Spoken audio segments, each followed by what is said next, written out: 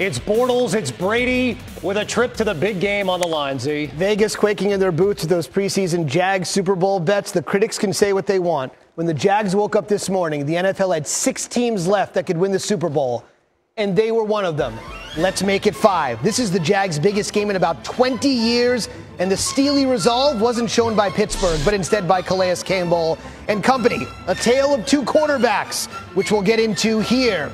You know, they played twice this season. We all know about the 5-pick game back in Week 5. Listen to this stat as the Jags have the scoop and score from Telvin Smith. In the 2 games, the Steelers had 7 turnovers against the Jags. Roethlisberger had all 7. Ooh. Yeah, mean mugging. 28-7. Here come the Steelers. I know you saw this. You knew they would rally. 4th and 1. Ben carrying it on 4th and 1 has been great.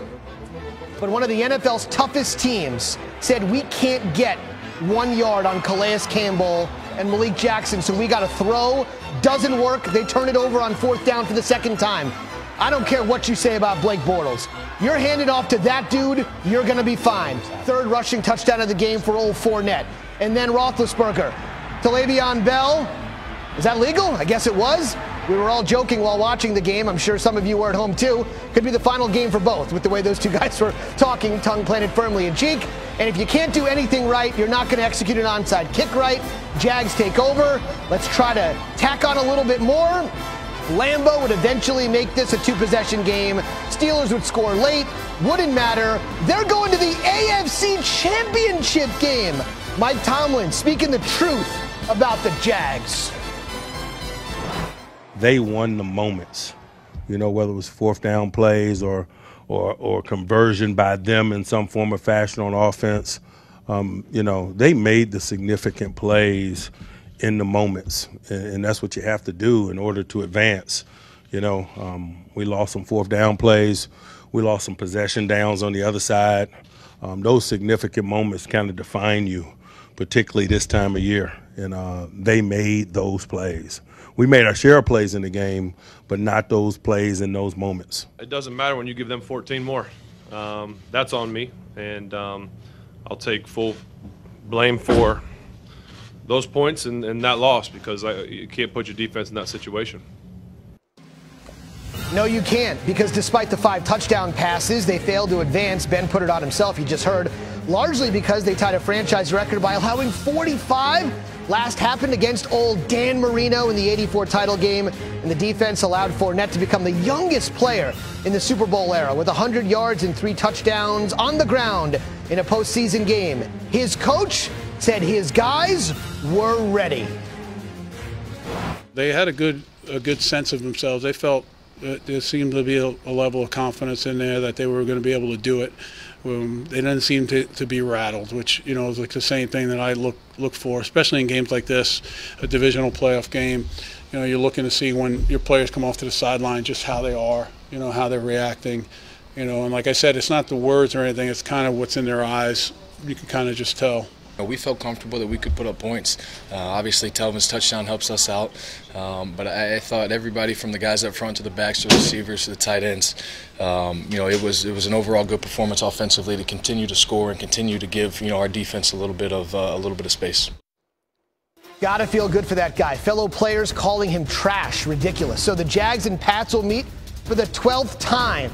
The regular season and postseason, New England has won 10 of the first 11. The lone Jags win in the wild card round. And of course, it's the battle of these 2, the most accomplished playoff quarterback in NFL history, against the guy making his first playoff run that is inexplicably, Kevin and Jeff, still alive. It is amazing, Zubin, as we welcome in our pal Super Bowl champion Jeff Saturday here. Jacksonville never trailed in this game. They ran for 160 yards and 4 touchdowns on the Steelers in Pittsburgh.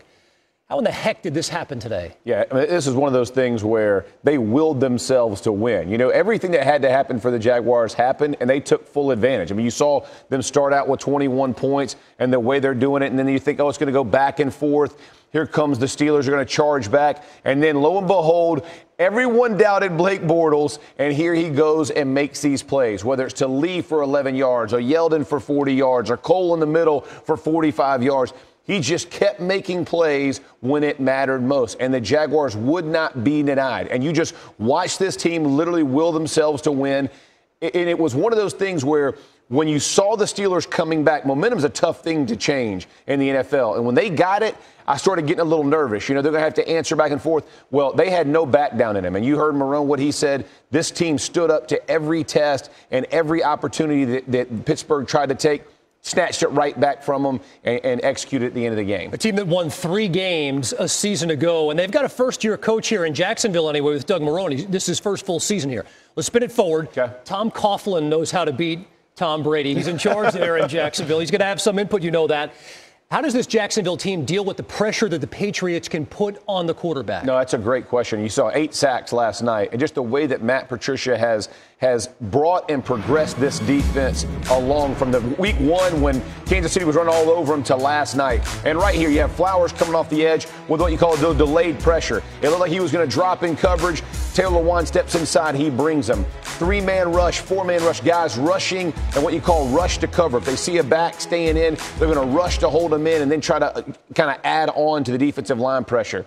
The Jaguars will have their work cut out for them. The one thing that I would say about what Blake Bortles did again is he ran the ball when necessary, and he has that ability to do it. I called him a dual threat all last week, and people made fun of me. He really does have the ability to extend plays with his legs, so when he feels the pressure, if they rush 3 and drop 8, he can hurt you with his legs. That's what he'll have to do to extend drives against the Patriots. Led them in rushing against the Bills in that playoff win a week ago.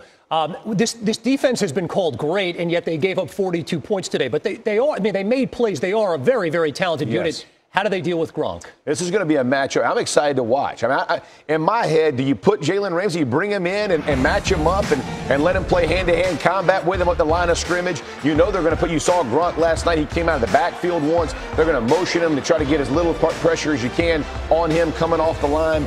It's going to be one of those things from a chess and checkers, who's ahead of who. I'm excited to see how they do it because if you think about the Patriots and the way they're built, Amendola stepped up and played that Edelman role last night. Cooks with the speed on the outside. Even if you put Ramsey on Gronk, it's just going to open up somebody else. So it's going to be a really interesting dynamic to watch the way they have to match up. But in my opinion, Ramsey on Gronk will be a fantastic matchup and one I'd want to watch. And can they get to Tom Brady and rough him up? We'll see how that plays out.